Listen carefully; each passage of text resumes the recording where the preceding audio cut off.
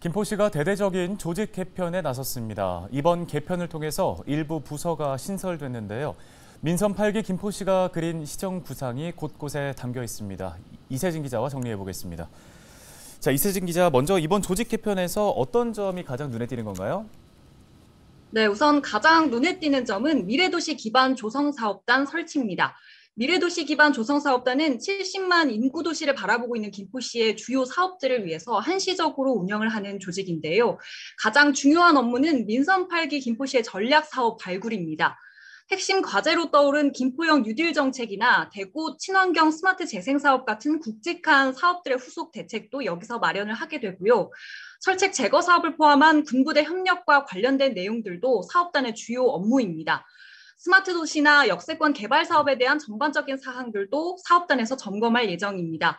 사업단은 미래도시과와 공공건축과, 스마트 도시과 이렇게 3개 부서로 나뉘는데요. 이번에 신설된 스마트 도시과를 제외한 나머지 2개 과는 기존 부서들에서 해왔던 일을 이관해 보다 중점적으로 다룬다고 볼 수 있겠습니다. 네, 그러면 이번엔 국별로 좀 새롭게 만들어진 부서들도 살펴보겠습니다. 민선 8기의 시정 운영 방향과 이렇게 맞닿아 있는 부서들이 어떤 것들이 있을까요? 네, 신설된 과들 대부분 민선 8기 시정 구상과 닿아 있습니다. 먼저 환경녹지국에는 하천과가 신설이 됐습니다. 김병수 김포시장은 앞서 여러 차례 시정 구상을 밝히면서 수변도시 김포를 강조해 왔습니다.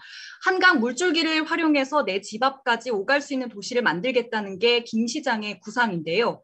하천과에서는 하천 정책이나 항만법, 소하천 정비 같은 업무뿐 아니라 김 시장의 공약과 닿아 있는 친수공간 조성에 관한 업무도 이어갑니다.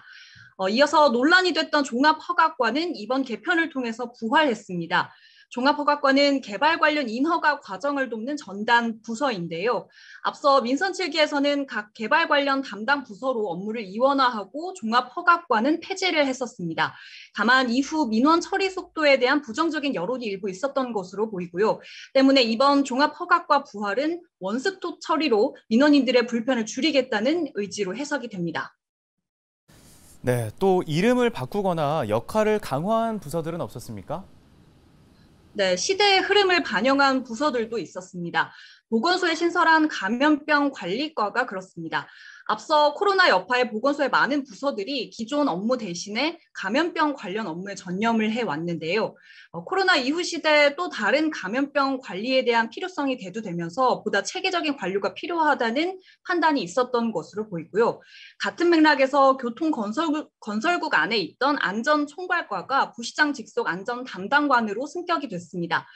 최근 기후변화나 환경변화로 인한 재난, 또 도시개발로 인한 재해도 상당히 늘어나고 있기 때문에 이 부분도 재난안전관리 대책을 강화하려는 방침으로 해석이 됩니다.